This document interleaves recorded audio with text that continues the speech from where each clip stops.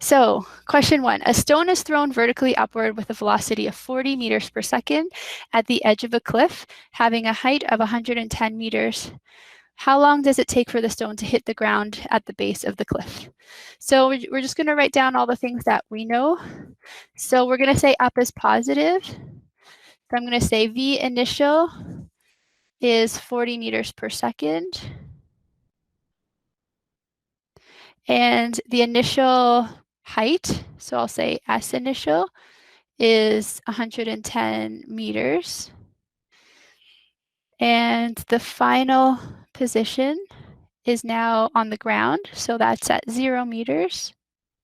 And we're looking for time. Okay, so here's a question where it's like a simple problem. This would be just a multiple choice problem on your final exam. And I can make this problem a little bit harder by saying you're on the moon, and I give you the mass of the moon and the radius of the moon, and with that you can calculate the little g, so acceleration due to gravity on the moon. So rather than using acceleration due to gravity on the Earth. In this problem though, we're assuming we're near the Earth, or near the surface of the Earth, we're on the edge of a cliff. So we're going to say g, little g, or we'll just call it a for acceleration, is just 9.8 meters per second squared, and it points down, so we'll put a negative sign. Okay, so we're just using a kinematic equation here to solve for delta t. So I'm going to use this formula, S final equals S initial plus V initial delta t plus 1/2 A delta t squared. S final is 0. Yes? So it doesn't matter if it says it's thrown upward. It's thrown upward, that's why the initial velocity is positive. If it was thrown downward, the initial velocity would be negative. Because I said... So the height doesn't change even though it's thrown upward. So like the height to find. Yeah, so the initial, so basically it's starting here at a height, initial height of 110 meters, and it goes up, and then it comes back down, and it lands at a final height of 0 meters. And instead of height, I'm just calling it S for generic position. So it doesn't matter whether it's thrown up or down. If it was thrown down, the difference would be that V initial would have been negative 40. So I'm saying up is positive. So this is like my base of the cliff down here has a height of 0. My initial height up here at the top of the cliff is positive 110 because we're saying up is positive, and it was thrown upwards with a velocity of 40, so we're saying that's positive because it's up is positive. And acceleration is negative because it's accelerating downwards. Does that make sense? Yes, thank you. No problem. So I'm just plugging in everything that I know.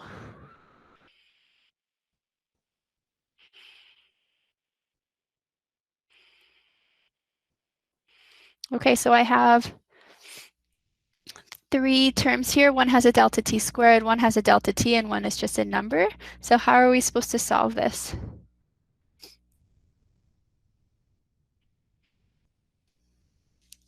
Quadratic equation. Yeah, good. So I'm going to put it into the quadratic formula here.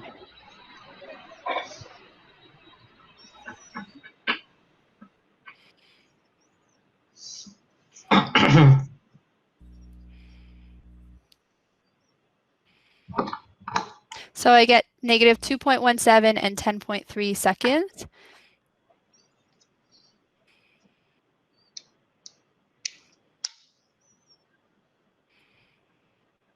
So there's no such thing as negative. Oh, you got to turn off your microphone. I'm going to turn you off for you. Okay. So the negative time doesn't make any sense, so we're keeping the positive time. So how long does it take for the stone to hit the ground is 10.3 seconds. Okay. Okay, with what velocity does it hit the ground? So now I'm looking for my V final. So I can use more than one equation. I have more than one choice of equations, but I'm going to use the easier one. V final equals V initial plus A delta t. So V final is what I'm looking for. V initial is 40 plus A is negative 9.8, and delta T we said was 10.3. I'm going to put extra digits here now.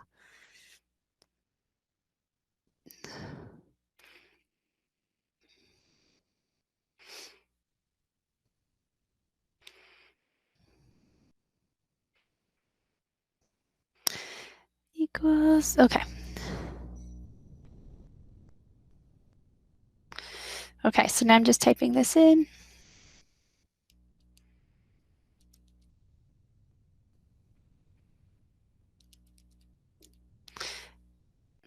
And I get negative 61.3 meters per second. It's negative because we set up as positive, so negative just means it's going down. So because it asks for a velocity, I need to give a direction, and my direction would be down. And that's it. Any questions there?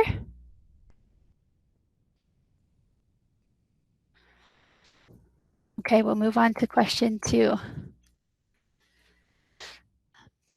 A hose lying on the ground shoots a stream of water upward at an angle of 40 degrees to the horizontal.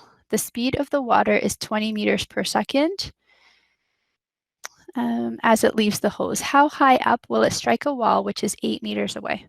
So what type of problem is this?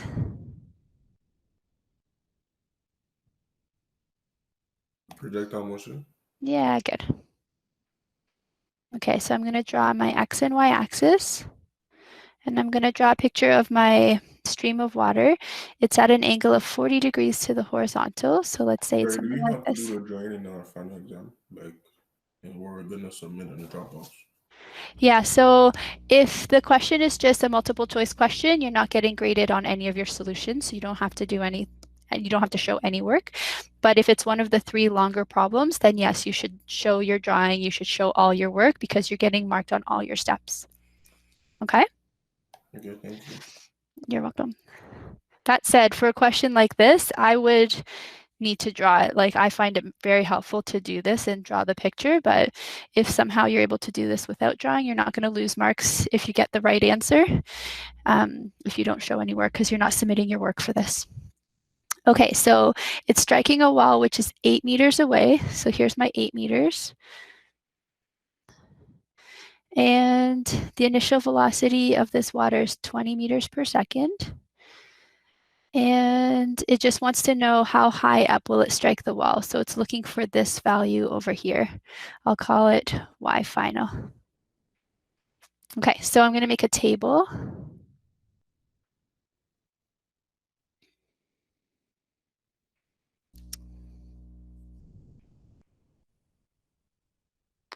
S initial, S final, V initial, A, and delta T. So my S initial, this is my initial position. So that would be down here. So what's my X and Y coordinates of this point? 0.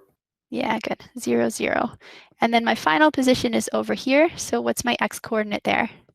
8. Good. And the Y? That's what we're looking for. Good. And I called it on my drawing. What did I call that? Y final. Yeah, good. So you can call it whatever you want. And then V initial. So I'm looking for the X component of my V initial. So what would that be? It'd be like this right here, the X component.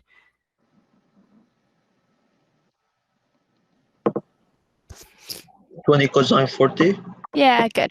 So it's cos because it's the adjacent side. So it'll be the hypotenuse, 20 cos of the angle. Positive or negative? Positive. Good. And the Y component? 20 sine 40. Yeah, good. Perfect. Okay, acceleration in the X direction is? 0. Good. And in the Y? 9.8. 9.8. Yeah, positive or negative? Negative. Good. Negative, we're saying positive is to the right and positive is up. So it'd be negative. Okay, if this question could be made a little bit harder by saying, okay, now we're on some other planet and I give you the mass and the radius of the planet, then you should be able to figure out what acceleration due to gravity is on that new planet. So instead of it being negative 9.8, it's whatever that acceleration due to gravity is. So that's how like this question could be made into like a more difficult question. Okay, now what do we do next? Which direction are we going to look at? X direction. Because the x direction has the most information. The y direction has a variable in there. So we're going to look at the x direction. And what are we solving for? Time. Good. So we're going to use S final equals S initial plus V initial delta T plus 1/2 A delta T squared. So S final is 8, S initial 0, V initial is 20 cos 40 degrees plus 1/2, my A is 0, delta T squared. Okay, so I forgot my delta T that goes right here. So all of this goes away and I'm just solving for the delta T. So I'm doing 8 divided by 20 cos 40. And I get delta T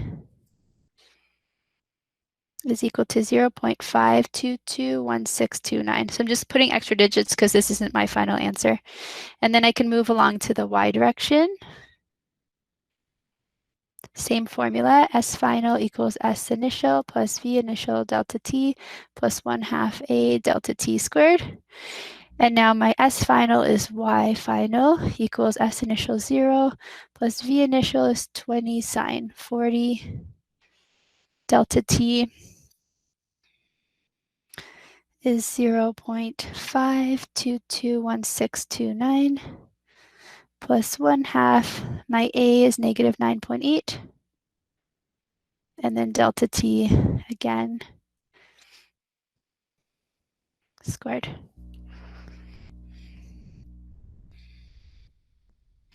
Okay, so I'm just going to type all this up. 20 sine 40 times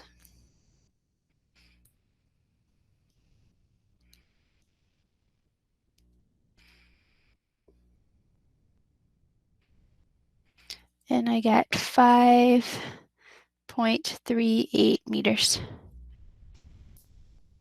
And that's the final answer. Any questions there? No. Okay. Awesome. Okay, number 3.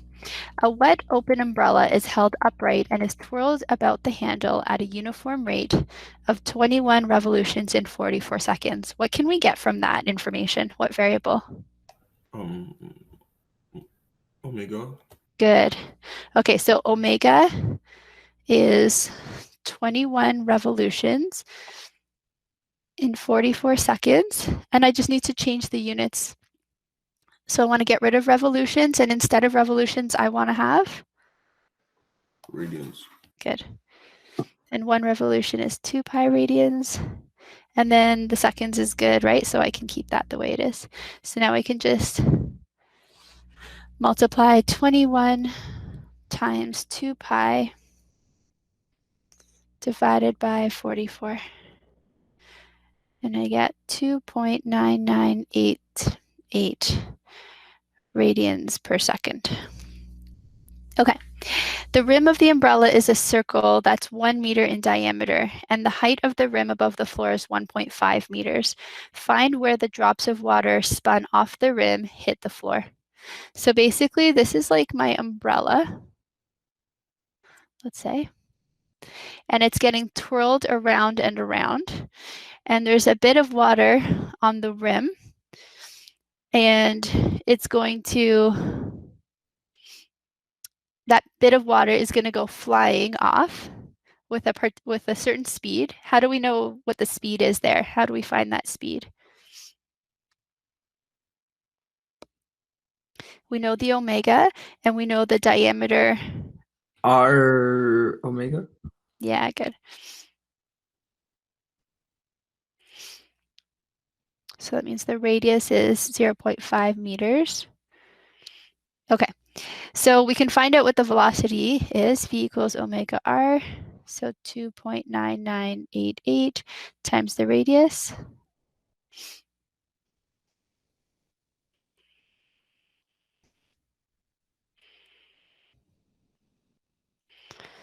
Okay. So now that's the velocity of that rim of water. And it is 1.5 meters above the ground.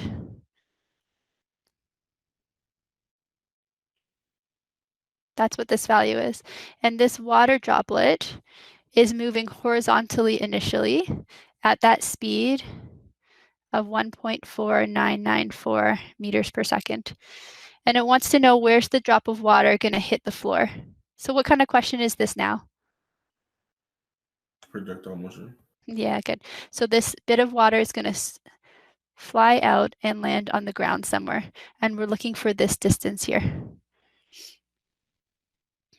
Okay, so we're going to do the same thing as we did in the last question. We'll start by making a table.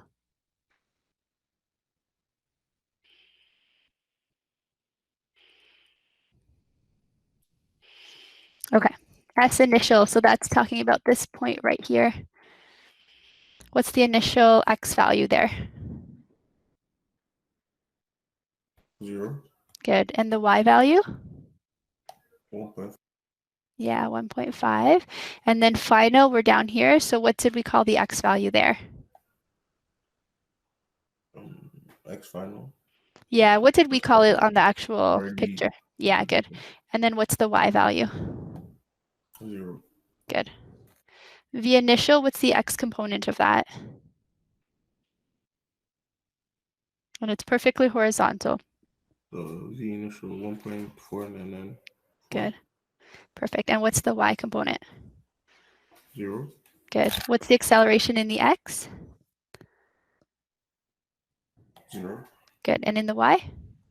9.8. Good. Positive or negative? Negative. Good. Because we're saying up is positive. That's why my arrow is pointing up. That means up is positive and to the right is positive. Good. Okay, so now which direction do we start with, X or Y? Y. Y has more information. X has a variable in there. S final equals S initial plus V initial delta T plus 1/2 A delta T squared.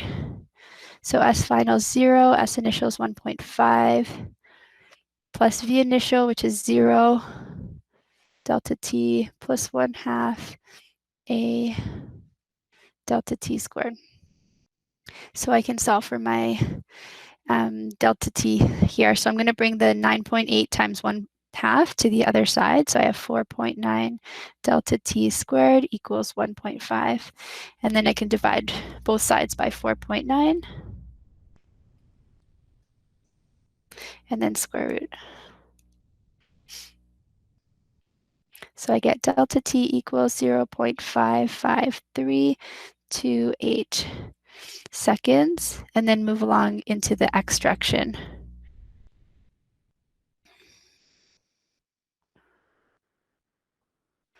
Same formula.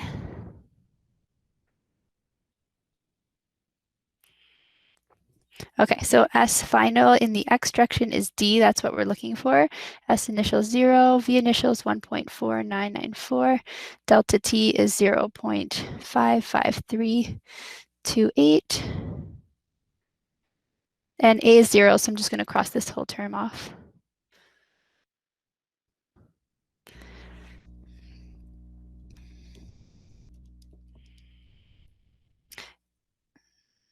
And I get D is equal to 0.830 meters.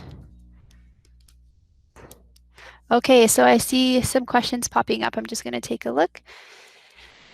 Let me just split my screen so I can see both things at once. Okay, so can we use kinetic and gravitational potential energy? So the question is asking how far, like horizontally, the object is traveled. So that doesn't really have anything to do with like its height or its velocity.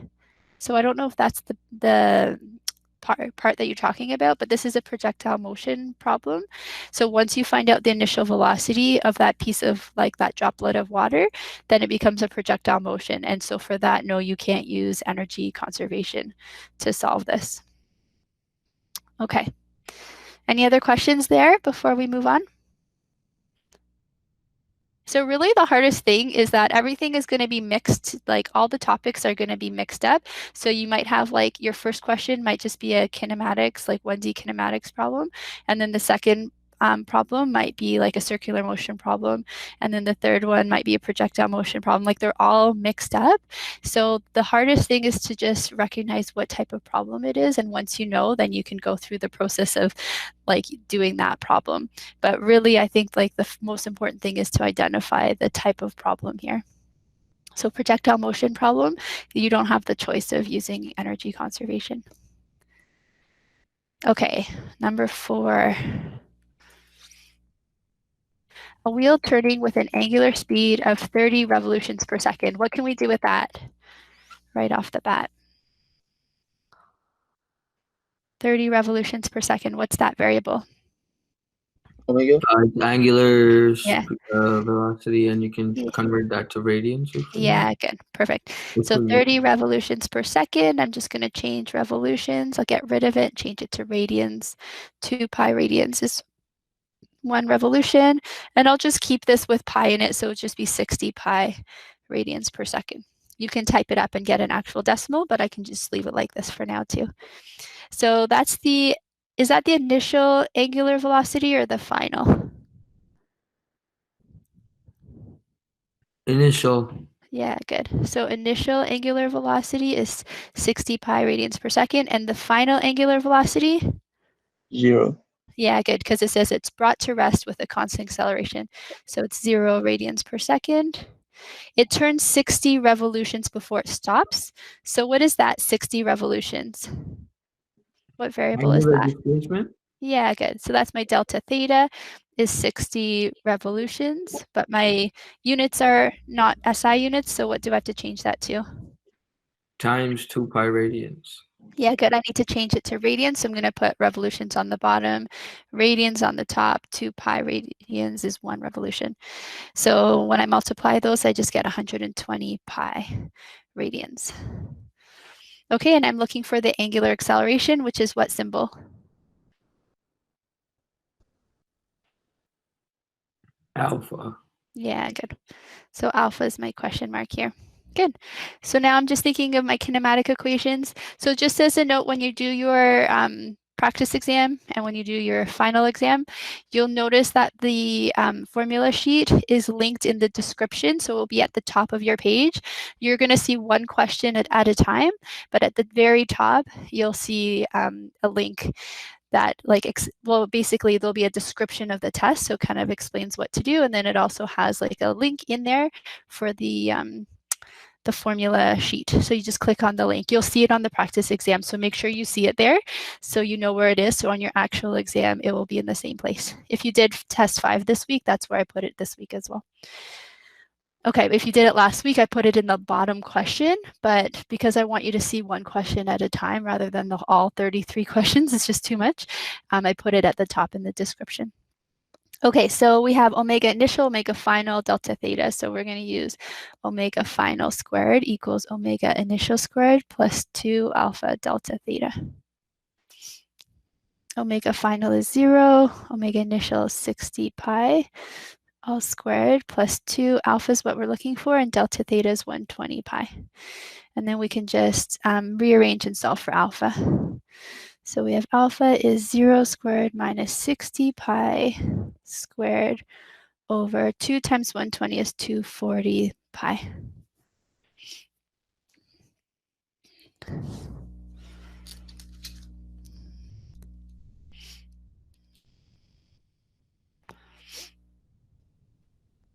So I'm just typing it all into my calculator.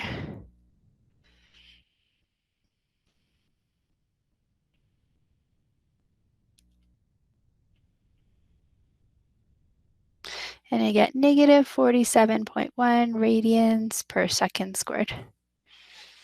Any questions there? Okay, how much time goes by before it comes to a stop? So we're looking for a delta time.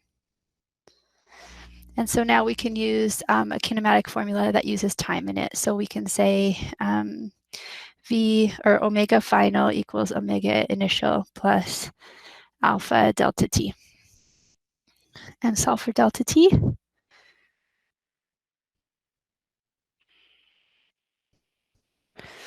And omega final is 0. Omega initial was 60 pi. and alpha was negative 47.1. And there were some extra digits I'll just put in, 239.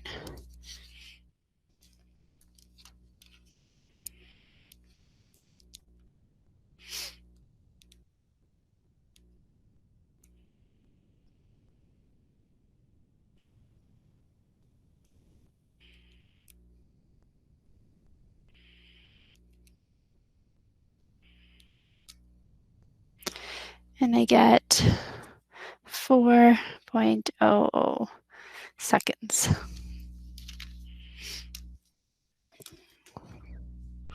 All right. So that was just a circular motion questions just involving the angular kinematic equations. Any questions with that one? Nope. Am I going too fast? No, I don't that's think fine. so. Okay. I want 120 pies too. That sounds good right now. Okay, so number 5. Well, sorry, can you hold on before you move to the next question? Yes, Okay. Can you scroll back down? Thank you. no problem. Now all of these solutions are in your notes now, right? You know that they're there. If you click on the lecture notes field, you'll see these as well. Okay, thank you. No problem.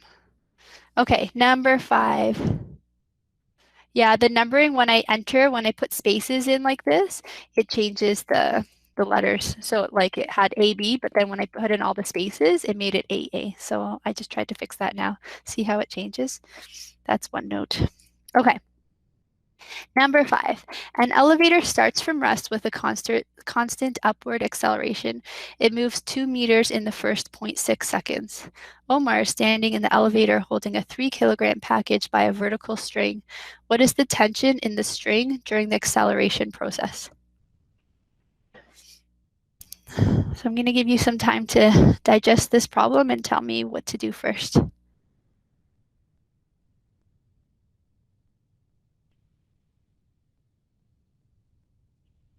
Draw a free body diagram. Okay, so what am I drawing the free body diagram of? A particle with a tension. Good. And Okay, so it's that package, right? This 3-kilogram package. So here's my 3-kilogram package. And what are the forces acting on it? gravity, Good. And what does force of gravity equal? mg. Good. So I'm going to say 3 times 9.8.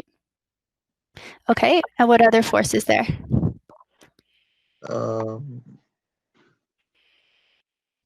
He's holding it by a string. Tension, Good. Which way is tension pointing? upward. Yeah, good. Okay. Anything else that I have to do now? What's next? Calculate tension by Fg. So Okay. because of balance. Okay, so is it balancing? So is this object accelerating at all or no? Read No. the first, yeah, so if we read the first sentence, right? An elevator starts from rest with a constant upward acceleration. So it is accelerating. Can we find what that acceleration is? Yes, because it moves 2 meters in 60.6 seconds. Good. Delta S is 2 meters. Delta T is 0.6 seconds. Starts from rest. Let's find the acceleration. Okay, so we have delta S equals V initial delta T plus 1/2 A delta T squared. So we're going to solve for A.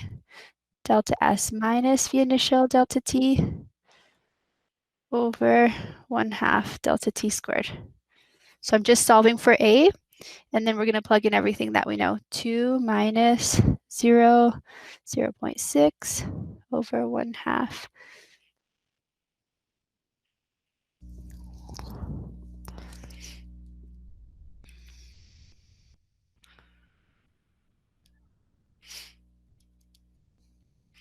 So I'm getting 11 meters per second squared. And which way is that going, up or down?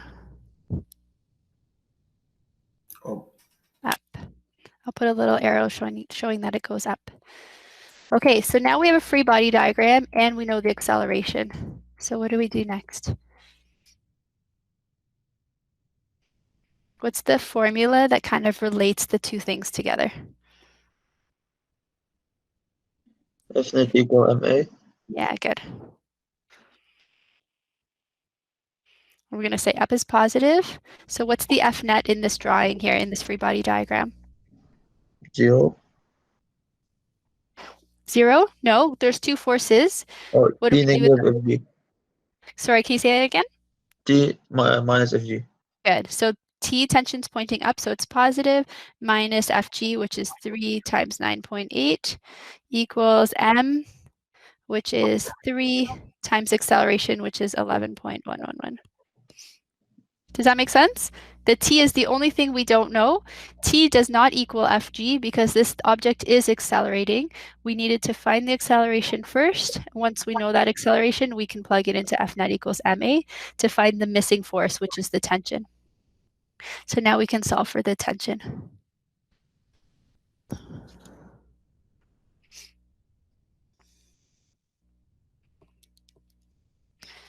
And we get 62.7.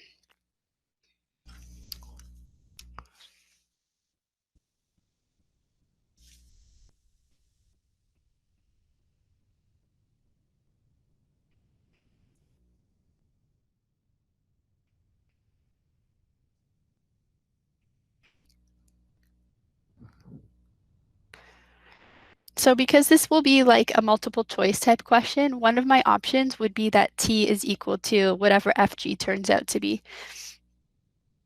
Okay, so I'm going to put in like common misconceptions as possible answers. So just be really careful. And another thing that I probably would put in is like 3 times 11.11111 plus 3 times 9.8. So I mean minus 3 times 9.8. So like this over here. When I bring it over, I would bring it over without changing it to a plus sign, for example. So I would just make like little mistakes as I'm solving. And that's how I would pick the other options in the multiple choice. Okay, so be really careful when you're doing them. Try doing the problem without looking at any of the options and then check the options to see if any of them are the same as yours. And if an option is similar to yours but not exactly the same as yours, it means there's a problem. So redo the question and make sure you find an option that's exactly the same as yours. Some people say, oh, I just picked the one that's the closest to mine. But no, like one of them is right. If you're not getting one of those answers, then you made a mistake. So try it, like do it over again. Okay, any questions with number 5? Let's move to number 6. 20-kilogram wagon is pulled along the level ground by a rope inclined at 30 degrees above the horizontal. A friction force of 30 newtons opposes the motion. Determine the pulling force if the wagon's moving with a constant speed. So what do I need to do here?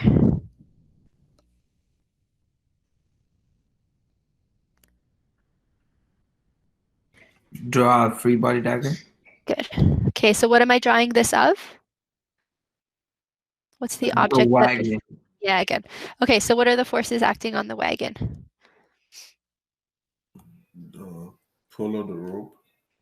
Okay, the rope, good. So that's a tension and it's being Gravity. pulled. Good. So the rope is inclined at 30 degrees, so I'll put that in. So this is tension. Gravity always goes straight down, so that's Fg. Anything else? Force of friction. Good. And which way does friction go? Negative direction. Turn left. Good. Good. To the left. Perfect. So this is my force of kinetic friction because the object is moving. Good. Are we forgetting normal force? Are you forgetting it? Yeah. Should it be there? Yes. Good. And which way does normal force go? Opposite to the, I mean, perpendicular to the floor. Good. So straight up, right? Yeah. Good. Okay. What do we do next? We get the F net on Y and X. Okay, the F net. First, we should probably need to find the actual forces, right? Like what the value of everything is. And what is the question asking us to find? Force of tension. Yeah, good. The pulling force. So because it's a rope, we called it tension. We could have called it pulling force or applied force. It doesn't really matter. But yeah, so we're going to find all of the forces first, and then we'll use everything that we know to find the force of tension. So let's start with Fg, because Fg is always the same formula, right? It always equals mg. So I'll do it on the side. Fg equals mg. The mass is 20 kilograms, 9.8. 196 newtons. Okay, so that's my Fg. What's next? Well, we already know Fk because it was given to us. The force of friction is 30 newtons. So I'll put these numbers in the free body diagram.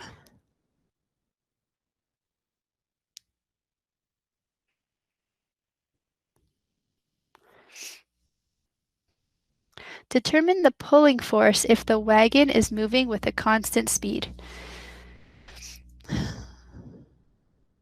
So how are we going to find Fn or tension? Really, the question wants the tension, but what do we do next? Decompose the tension vector. Okay. So we have Tx and Ty. Okay, so if the object is moving at a constant speed, do we know what Tx is? 0. Alex wrote it. It's 30. So it's not 0, because if it was 0, then the force of friction would be bigger, and then the object would be moving backwards, which doesn't make sense. We want it to move at a constant speed, so we want the net force in the x direction to be 0. So we can write it out in the long way like this: F net in the x direction equals mass times acceleration, which is 0, because it's moving at a constant speed, so the acceleration is 0. And the two forces that are in the x direction would be Tx, which is positive, and Fk, which is negative. And so that means that Tx would have to equal Fk. The two forces, the tension x component and the force of kinetic friction, they need to cancel each other out in order to have no net force in the x direction so that it's moving at a constant speed. So then that means that Tx would have to be 30. Does that make sense? Yes. Okay, so if Tx is 30 and you know the angle is 30 degrees, then is that enough information to find out what the tension is, what the pulling force is? So the hypotenuse here. You're very close, but you don't have two sides looking for a third side. You have a side and an angle. This is T. This is Tx.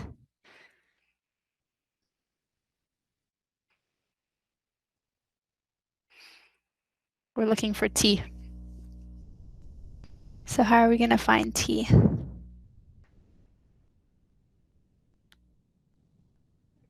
Cosine 30. Good. So cos 30 degrees is equal to adjacent, which is 30, over hypotenuse, which is T. And then we'll cross multiply. T cos 30 equals 30. So T is equal to 30 over cos 30.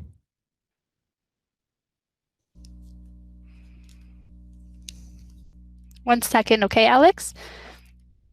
You can ask once this question is done, we'll go through your question. Okay, 30 over cos 30. So we get 34.6.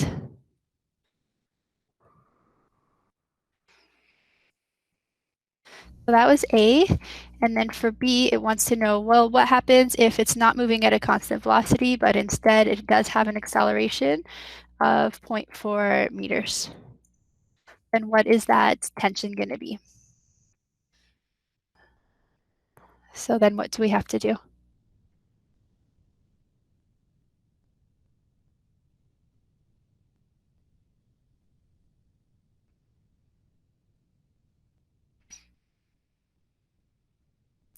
So Alex, just so to answer your question now, in Blackboard, the practice exam should show up now at 12 o'clock. If you want, you can check it again. So reload your page and see if it opened up now. It's there. Awesome. Yeah, I time it exactly so it comes out like at the exact moment. So at 12 p.m., you should be able to see your practice exam now. Okay. All right. So in part A, it told us that we were moving with a constant speed, but in part B, we have an acceleration of 0.4 meters per second squared. Where do we have to go back to now and continue this problem? Finding Tx. Yeah, so we have to find Tx. We're going to go back to this point over here. So it's not mass times 0 anymore. The acceleration's not 0. The acceleration's now 0.4. So I'm going to do the same thing. Positive is to the right. F net in the x direction equals ma. But this time a is 0.4. So our F net is still Tx minus Fk equals the mass, which is 20, times acceleration, which is 0.4. Tx, we don't know what it is. Fk is 30. So now we can solve for Tx.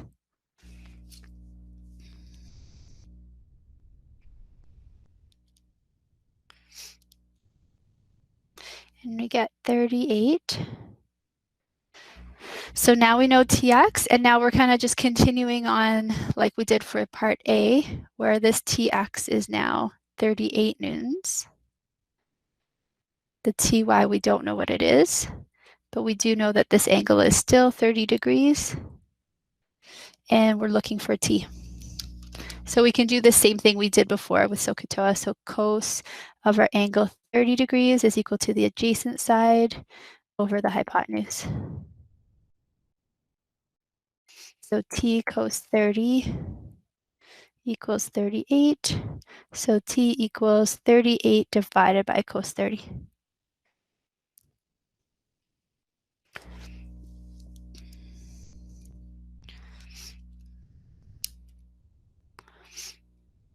And we get 43.9.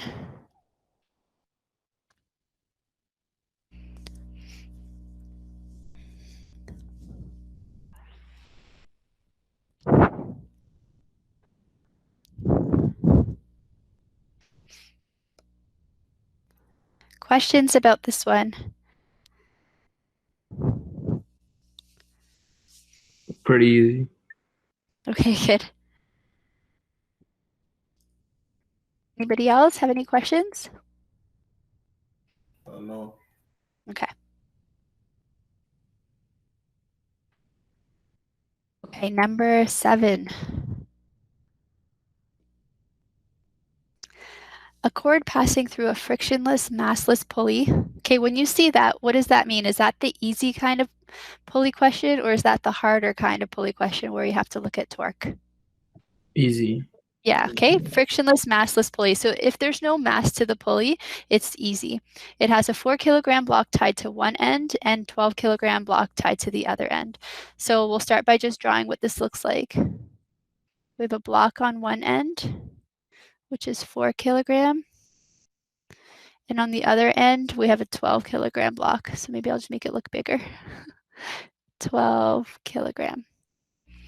Find the acceleration of the 12 kilogram block. Okay, so if I asked for the acceleration of the 4 kilogram block, would it have made a difference? No. No, because they're both accelerating together. One goes up, the other one goes down, right?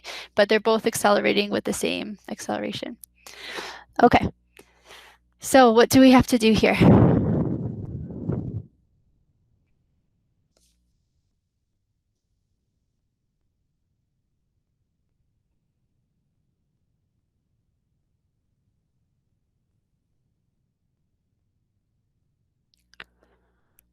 Find out.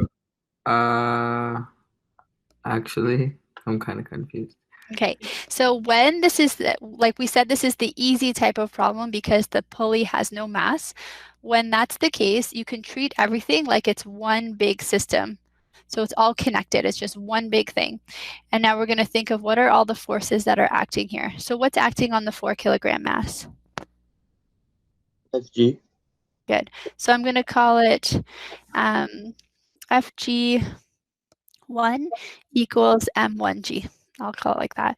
And then for the other one, the 12 kilogram mass, I'll say FG2 equals M2G. Then they both have tensions, and because the pulley has no mass, the tension is the same in both cases. But because the tension is inside the system and they're canceling each other out, when we do our F net equals MA equation, the tension we can totally disregard.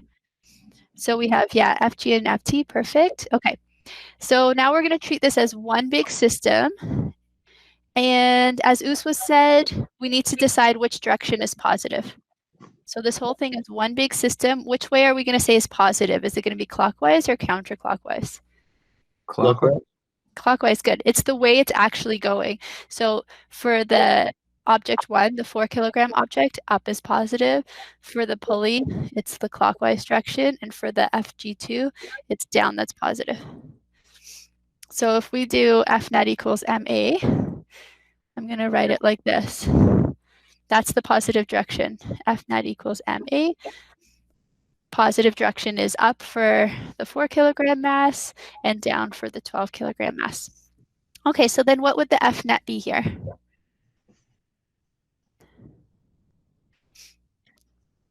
FG1 plus FG2. Okay, so are they both plus? Because FG1 is pointing down, but for that one, up is positive. M2G minus M1G. Yeah, good.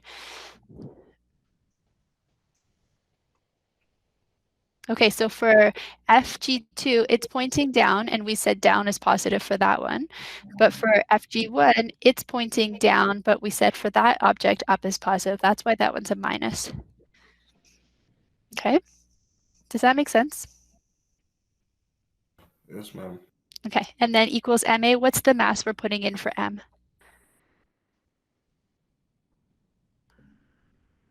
Total mass. Yeah, total. So I'm just going to call it M1 plus M2. A. And what are we solving for here? Acceleration. Yeah, good. So we're going to solve for A. So we have A is equal to M2G minus M1G over M1 plus M2.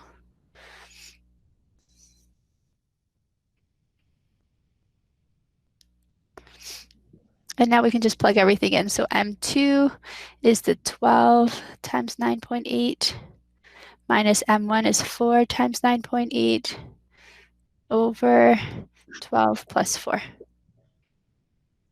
I have a question. Yeah. Go So ahead. the direction for the whole system is clockwise, right? That's right, because that's the way it's actually moving. So why M1G is negative here?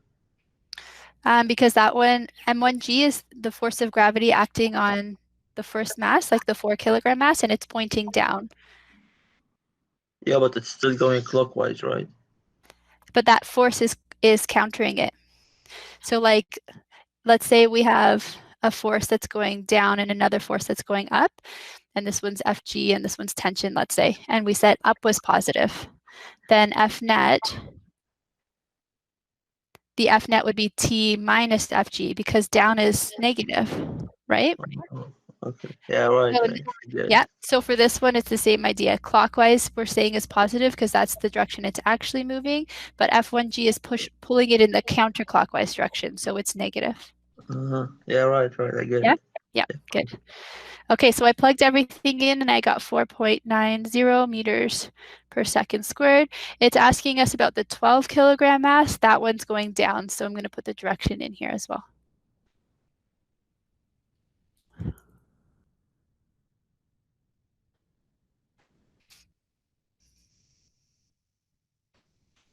Okay, so that was part A. And then for part B, it's asking for the tension. So how can we find the tension in the chord? Now in this case, it doesn't matter. I didn't have to say the tension on the left side or on the right side because the tension's the same since the pulley has no mass. So the two tensions are the same. We're looking for that tension. How do we do that? We draw a free body diagram for only one box with Okay, the good. forces on it. Good. So I'm going to just draw the 4 kilogram box, but you're welcome to draw the 12 kilogram box if you want and do the same thing as me, but with the 12 kilogram and see that it's exactly the same answer. So we have Fg is equal to 4 times 9.8 and tension is what we're looking for. And we have to keep consistent with what we said before. So for this box, up is positive. If you're going to do a free body diagram of the other box, then down is positive. So for this one, I'm saying up is positive, F net equals MA. So what's the F net for this free body diagram? P minus Fg. Yeah.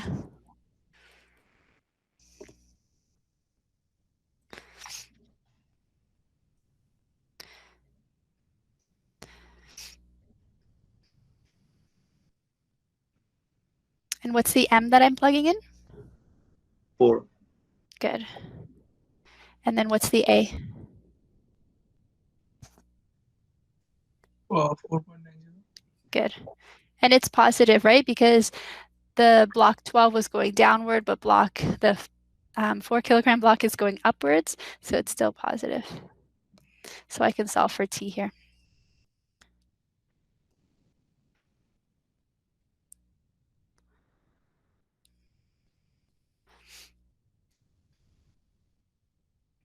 I'm sorry, so if we're to do it with the 12 kilogram block, the Yeah. 4.9 will be negative? Yeah, I'm going to do it right here, actually. So we'll do 12 kilogram. So there's still a tension pointing up, and there's an Fg. This time is 12 times 9.8. This time when we do F net equals MA, down is positive.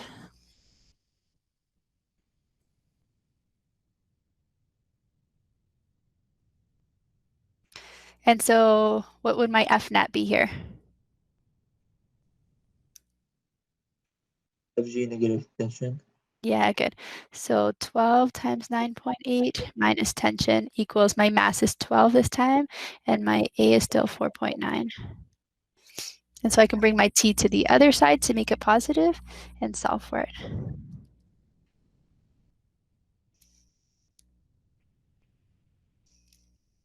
And I get T is equal to 58.8 newtons. Same answer.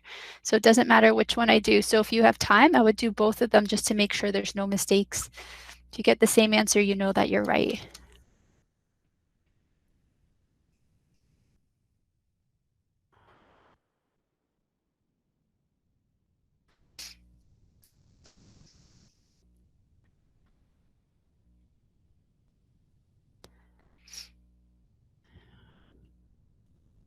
Any questions there?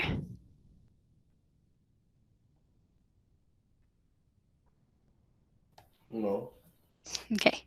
So part C now says find the acceleration of the mass if the mass of the pulley is 3 kilograms and it has a radius of 1 meter. What's going on here?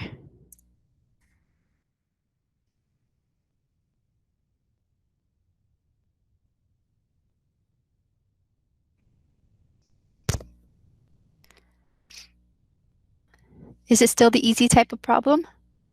And I say easy, I don't really mean it's easy. I know this isn't easy, but I'm just comparing it to the harder kind. Uswa said no, that's right. It's not, because this time the pulley does have a mass. Whenever the pulley has a mass, you need to analyze each of the 3 objects separately. So the first mass, the 4 kilogram mass, the other mass, the 12 kilogram mass, and the pulley. We have to analyze all 3 of these objects separately. So we'll start by drawing a free body diagram of the 4 kilogram mass. And we already know we have Fg equals 4 times 9.8. And we have some tension here. And I'll call this FG1 and I'll call this tension 1. Now the tension acting on the 4 kilogram mass will not be the same as the tension acting on the 12 kilogram mass because the pulley has a mass. So for the 4 kilogram mass, we're going to stick with the convention we used before and say that up is positive. So it's the direction the object is actually going to move that we're going to say is positive. So I'm going to say up is positive, F net equals MA. And so what are we going to write for the F net here?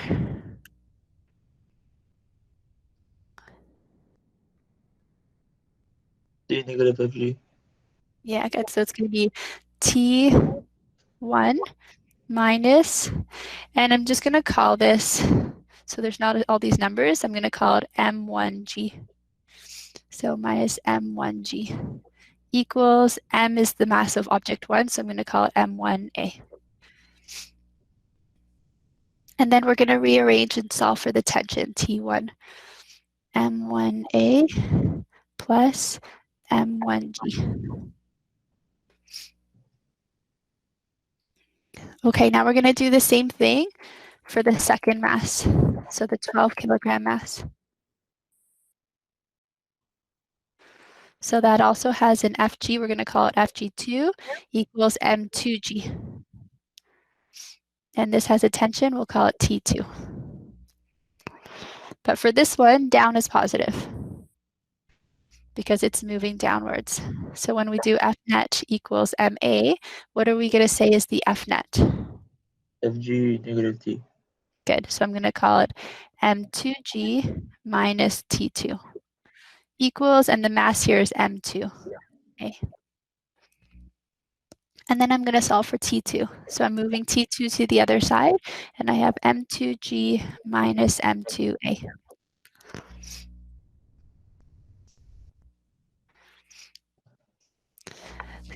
Question so far? No. Okay, so we can't treat the object as one big system because the pulley has a mass. It tells us the pulley is 3 kilograms. What's the third object that we need to draw? The pulley. Good. So here's the pulley. Now the pulley feels two forces. It feels T1 pulling down on it on the left, and it feels T2 pulling down on it on the right, because there's two, basically, like, it feels those two pieces of the rope pulling down on it. Now for this one, we're not using F net equals MA because the pulley is rotating. So we're going to do net torque. So this is Newton's second law for rotation. So net torque equals I alpha is the equivalent equation, but rotation. Now, which way are we going to say is positive for this? Is it clockwise or counterclockwise? Clockwise. Clockwise, yeah. We have to be consistent with everything. So we know that the mass on the left, the 4 kilogram mass, is moving up. The mass on the right, the 12 kilogram mass, is moving down. And the pulley is rotating clockwise. So clockwise is the positive direction here. Okay. So if we remember the formula for torque, does anybody know what it is? FG cosine theta. Is that right? Yes. Does anybody want to check the formula sheet?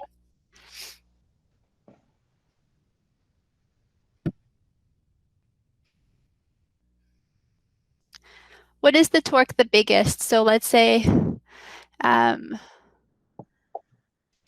not cos. that's right, good.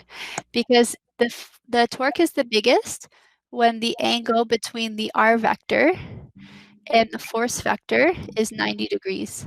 So sine of 90 is 1. That's what makes it the biggest. But cos of 90 is 0. That would make it 0. So this is a sine. Your formula sheet is provided, though, so just make sure you're looking at it using the right formula. Okay, so FD sine theta. So in this case, my force, I have two forces acting on it.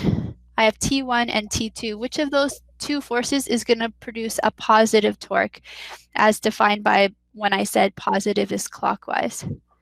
The second one. Yeah, T2, good. You see how T2, when you pull down on the pulley with T2, it causes the pulley to rotate clockwise. So that one's the positive torque. So I have T2 times R. So this is R here. So that's the radius of the pulley. And then if I did sine of what's the angle here between R and the T? This angle right here. 90. Yeah, and sine of 90 is just 1. So all of this just becomes 1. So it's T2R. And then what about for the T1? Is that going to be a positive torque? Or is T1 producing a negative torque? Negative torque. Good. So for T1, it's going to be minus T1 times R, and still sine of 90, because the angle between the R vector and the T vector is still 90 degrees in here. And sine of 90 is 1, so all of that just goes to 1, equals I times alpha. Now what's I? What kind of shape is a pulley? A disc. Good. Solid disc. Good. So always assume it's a solid disk. On the formula sheet, you'll see all the moments of inertia for all the shapes that you need. So what's the moment of inertia for a solid disk?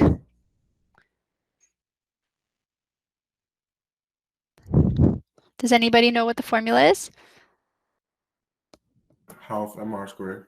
Good, awesome. So this is half. Now I'm going to put m pulley. I'll put a little p here for pulley r squared. And then times alpha. Awesome. So now we have 3 equations. So we have T1 equals M1A plus M1G. We have T2 equals M2G minus M2A. And then we have T2R minus T1R equals 1/2 MP R squared alpha. So here are our 3 equations. What do we do next?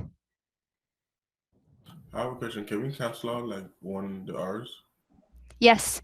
So right here, we can get rid of some r's. This r, and this r. Good?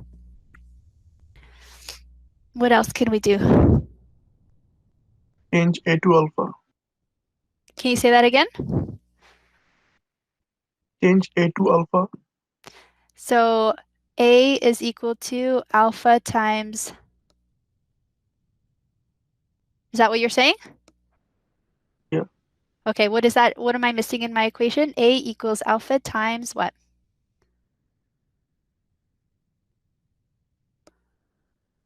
R. Good. So if I want to solve for alpha, I get A over R. Now the question is asking for A, right? The acceleration. So I don't really want alpha, I want A. So let's do that right now then. I'm going to replace my alpha over here with A over R. So now I have T2 minus T1 equals 1/2 MP R A over R. So what can I do with those R's? R's can cancel. Yeah, good. So let's just rewrite that one more time. So I have T2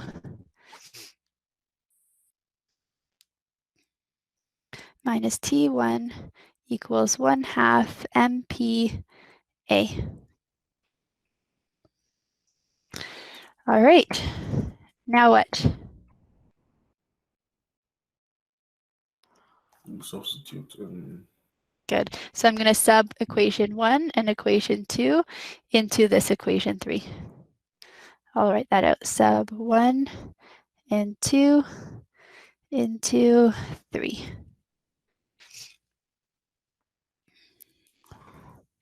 So for T2, I'm going to write M2G minus M2A minus, now for T1, it's M1A plus M1G equals 1/2 MPA. I can distribute this minus sign. M2G minus M2A minus M1A minus M1G equals 1/2 MPA. What am I trying to solve for? A. So what do I need to do? Isolate. Good. So I'm going to bring everything that has an A in it on one side. So I'm going to leave, I'll bring all the A's to the right side. So I have M2G minus M1G equals 1/2 MPA plus M1A plus M2A. Now what do I do?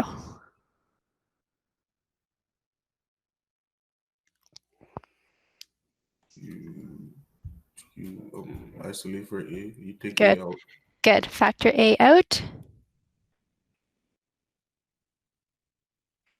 And then solve for it. A equals M2G minus M1G over 1/2 MP plus M1 plus M2. What's nice is that problems like this that look like that have the same setup will have this answer. So if you've done this question a few times, you'll recognize the answer here because we didn't put any numbers in yet. Now we can put in our numbers. So M2 is 12, 9.8 minus M1 was 4, 9.8 over 1/2. The mass of the pulley was given 3 kilograms plus 12 plus 4. And I'm just going to type it in. Think about this question. Let me know if you have any questions about it.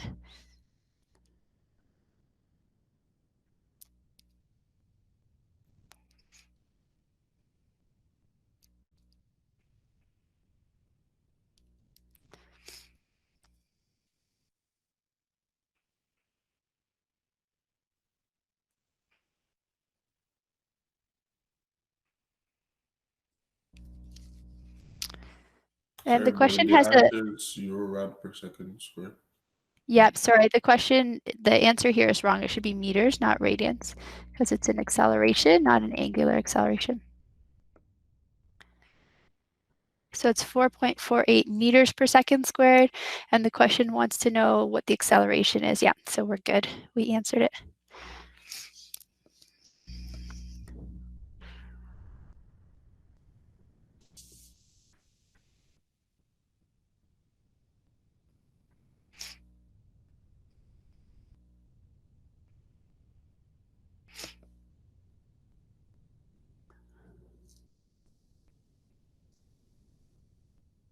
Any questions here?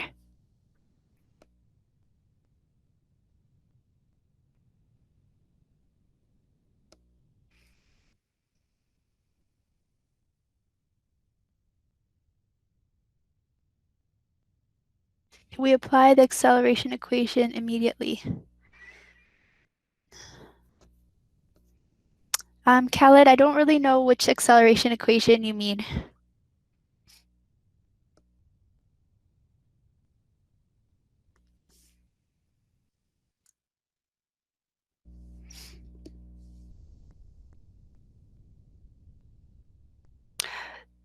The last one that just has A isolated. Oh, like can you not like have to derive the formula? Is that what you're asking? Do you need to show the work? Okay. If this is a long problem and we're going to mark the solutions, then yes, you need to show your work. You can't just memorize this formula here and plug everything into that. You won't get marks for all the steps that you didn't show beforehand. So we want to see all of this work up here. Okay, but if this wasn't a long answer problem, which I would be very surprised because it's such a big problem, if it was just a multiple choice question, you don't have to show your work because you're not getting marked on your work. Got it? Everyone good? Yes, ma'am. Okay. You make me sound so old with the ma'am. Okay, number 8. Just kidding. Number 8. A car. Okay, so it's 12:29. If you have to go ahead and this will get recorded. I'm just going to finish number 8 so that we're on track. Okay, a car is going around a banked curve with a radius of 110 meters at a speed of 24.5 meters per second. What's the appropriate banking angle so the car stays on its path without the assistance of friction? So we're going to draw a picture. We're looking for the banking angle. So this theta here, here's my car. the car is coming towards me, so out of the screen, and the center of the circular path is somewhere over here. So the car is accelerating in that direction towards the center of the circular path. We start by drawing a free body diagram. So we have Fg of the car is equal to the mass of the car times gravity. We don't know the mass, which is fine because mass will just cancel out anyways. Then we have the normal force over here. Sorry, what did you say about the masses canceling out? So we don't know the mass of the car. It's not given to us in the question. So if you ever have a question where the mass is not given, just know that the mass will cancel out at some point in the question. So you don't need to worry about the fact that you don't have it. Okay, thank you. Okay. So now, because we want the net force to be pointing to the right, we need to decompose this normal force vector into its two components. So now, in terms of, because this is a circular motion problem, we have to think about what the directions are. So we have R, T, and Z. R goes towards the center of the circular path, so this would be the radial component here. T is tangent to the direction the object is moving. So in this case, the car is moving towards us right now out of the page. So T would be coming out of the page, and the Z direction would be the up and down direction. So FG is pointing in the negative Z direction, F normal is in the Z direction. So I'm going to put a little Z here. So if we want the net force to be acting in the radial direction, then that means that FNZ has to cancel out with mg, like the FG. So then FNZ would equal mg as well. That way these two forces cancel out and we're just left with FNR, which is good because FNR is pointing towards the center of the circular path. So if we know Fnz is mg, we just need to find out what FNR has to be, and then we can use SOHCAHTOA to find out what the angle is. This angle, the theta that's in the picture, is equal to this theta over here. So we just need to find out what that angle is. To find that, we need to know what FNR is and FNZ. So we know FNZ is mg. Let's find FNR. So we're going to say towards the center of the circular path is our F net in the radial direction, which equals MA in the radial direction. And there's only one force that's acting in that direction, which is what?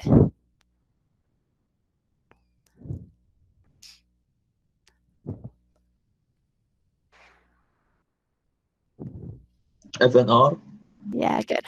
So we have Fn r is equal to m. And what's the formula for AR that includes speed or velocity?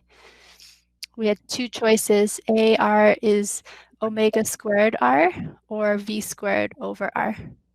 V squared over R. Yeah, good. So it's v squared over r. The question gives us the r and the v, so we can plug those in. So I have Fn radial equals m. V is 24.5 squared over r, which is 110. So I'm just going to plug that in. My mass I don't know, but it's going to cancel out later on, so that's okay. 24.5 squared over r is 110. So I have 5.457 newtons. So if I redraw this triangle now,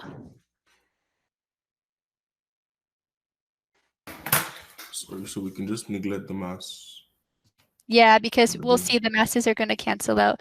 The FNZ is mg, and the FNR is 5.457. I should keep the mass in here. Sorry, I shouldn't have just ignored it. There's still an m here. M. And this is the theta I'm looking for. So if I use tan theta equals opposite 5.457 m over adjacent m times 9.8, then my m's cancel, and then I can solve for theta.